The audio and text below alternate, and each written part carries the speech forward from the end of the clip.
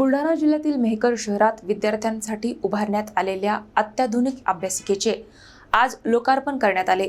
सुमारे 6 कोटी रुपये खर्चून साकारलेल्या या प्रकल्पामुळे विद्यार्थ्यांना आधुनिक आणि दर्जेदार अभ्यासाच्या सुविधा उपलब्ध होणार आहेत। मेहकर शहरातील शिवाजीनगर परिसरात उभारण्यात आलेल्या अद्ययावत अभ्यासिकेचे आज राज्याचे गृह, महसूल, ग्रामविकास व पंचायत राज तसेच अन्न व औषध प्रशासन राज्यमंत्री योगेश कदम यांच्या हस्ते लोकार्पण करण्यात आले।